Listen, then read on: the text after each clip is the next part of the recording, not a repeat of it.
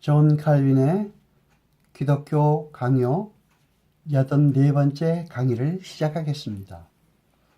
이 강의는 존 칼빈의 기독교 강요 제4권 제2장 1항서부터 시작하겠습니다. 제2장에서 칼빈은 거짓 교회와 참 교회와의 비교를 하고 있습니다. 칼빈은 바른 교리와 바른 예배에서 떠난 교회는 참 교회라고 할 자격이 없다라고 말하고 있습니다. 칼빈은 제1항의 근본적인 구별에서 우리에게는 용서해도 될 과거가 있다는 것을 알아야 한다고 말하고 있습니다. 그러니까 모든 과거는 용서할 수 없다는 것은 타당치 않다는 말이 됩니다. 칼빈은 중요한 교리를 손상시키지 않고 모든 신자들이 인정해야 하는 신조들을 말살하지 않으면서도 우리는 과오를 범할 수 있다는 것입니다. 그리고 선례에 있어서도 주의 합법적인 제도를 폐지하거나 전복시키지 않으면서도 범할 수 있는 과오는 용서해야 된다고 말하고 있습니다. 종교 생활의 요새에 허위가 침입해서 필수적인 교리와 핵심과 성례의 효염이 파괴될 때 확실히 교회는 죽게 된다고 말하고 있습니다. 교회의 기초는 예언자와 사도들의 교훈이며 그들은 또 구원은 그리스도에게만 맡기라고 신자들에게 명령했는데 이 교훈을 제거한 후에 교회가 어떻게 서일 수 있겠는가? 칼빈은 반문하고 있습니다. 교회를 지탱할 수 있는 것은 경감뿐이므로 이 핵심체가 죽으면 교회는 쓰러질 수밖에 없는 것입니다. 교황제도 하의 상태가 바로 이러한 즉 거기 얼마나 많은 교회가 남아있는지를 우리는 알 수가 있는 것입니다. 말씀 대신에 거짓말을 섞은 폐악한 조직이 교회를 지배하며 이 조직이 순수한 빛을 꺼버리기도 하고 희미하게 만들기도 한다고 칼빈은 주장합니다. 기독교는 교리를 떠나서는 진입할 수 없음에도 교리는 완전히 매장되고 제거되었다고 칼빈은 말합니다. 제3항에서 칼빈은 거짓 교인은 자존심만 나지만은 하나님의 말씀을 듣지 않는 것이 분명하다고 말하고 있습니다. 로마 가톨릭 교도들은 교회 대신에 외관을 사랑하지만 그런 것은 교회와는 거리가 먼 것이며 또 그런 것은 없어도 교회는 훌륭히 존립할 수 있다고 칼빈은 말합니다. 주께서는 주의 말씀이 전해지고 양심적으로 지키는 것이 아니면 어떤 성전도 자신의 것이라고 인정하지 않으십니다. 그러므로 교회의 기초는 하나님의 말씀인 것입니다. 표지가 보이는 곳에는 틀림없이 교회가 있으며 표지가 없는 곳에는 교회의 진정한 의미를 보여줄 만한 것이 전혀 없다고 칼빈은 이야기하고 있습니다. 표지라는 것은 하나님의 말씀이 선포되고 하나님이 인정하시는 그런 성례가 행하여지고 있는 교회를 말합니다.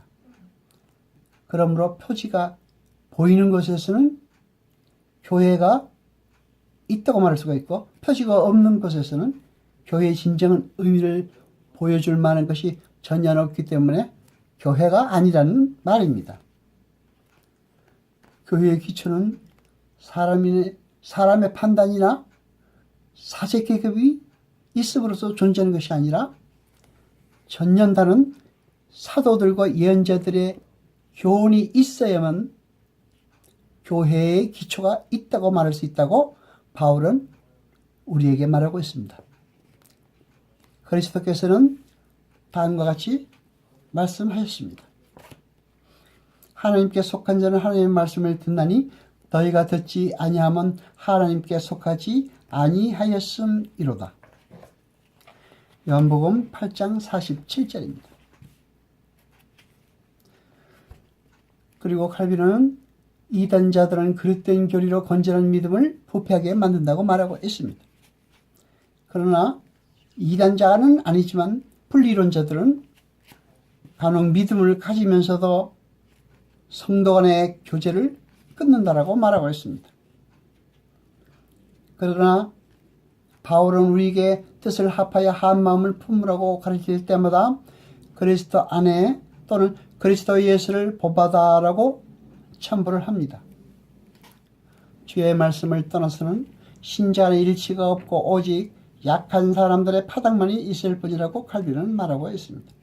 그리고 칼빈은 그리스도를 머리로 모시는 것이 연합의 조건이라고 말하고 있습니다.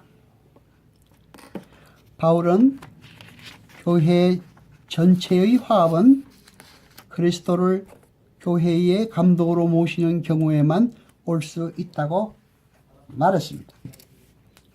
시냇물의 근원을 막으면 시내는 말라버린다는 것입니다. 그와 같이 교회는 주의 빛을 풍성하게 받아 전 세계에 퍼뜨리며 그 빛 하나하나는 각지에서 확산된다는 것입니다. 제7장에서 칼빈은 로마 교회의 상태는 여로보암 때의 이스라엘과 비슷하다라고 말하고 있습니다. 로마 교회의 우상에 압제하여 억눌려 있던 모든 교회들은 어떻게 평가할까 하는 것은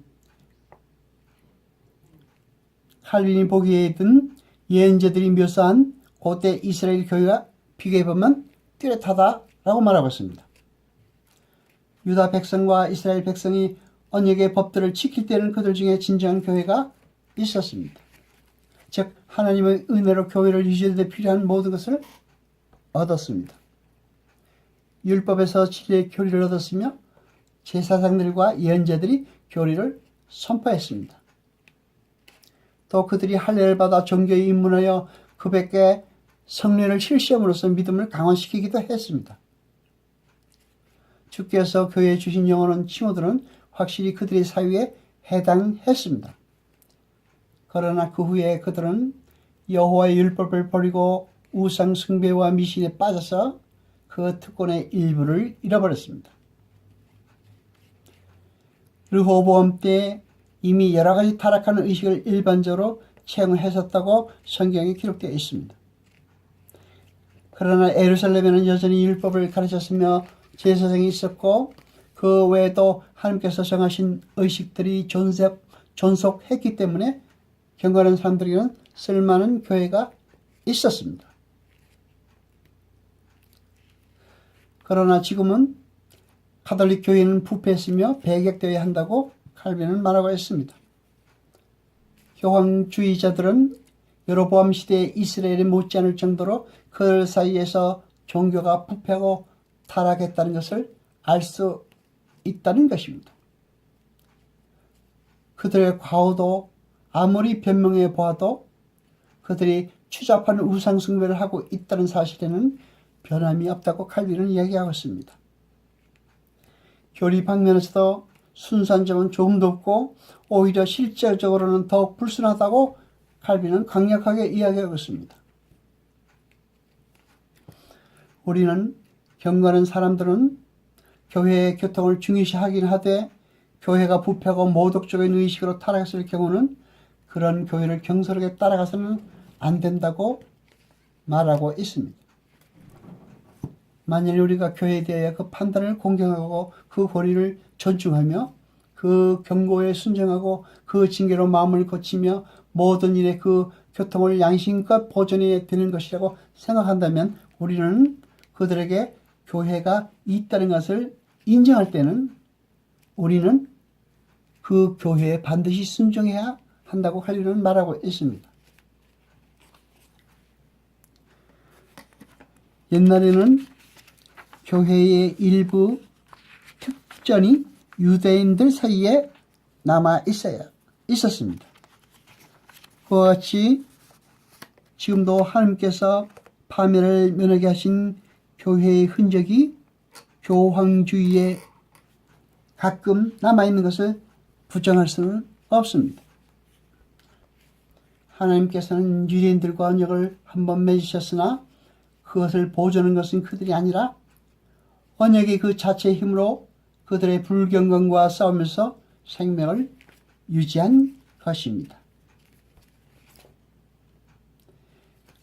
건전한 요소가 있을지라도 그 교회가 부패했다면 참 교회가 될 수 없다고 칼빈은 이야기하고 있습니다. 우리는 절대로 교황주의자들에게 그들이 유일한 교회라는 칭호를 줄 수가 없습니다. 그렇다고 해서 그들 사이에 교회들이 있는 것까지는 부정하고 싶은 것이 아닙니다. 오히려 우리는 다만 신앙 고백의 표준인 성례뿐만 아니라 특히 교리에 있어서의 일치를 위해서 필요하고 진정한 합법적인 교회의 제도를 주장하는 것입니다.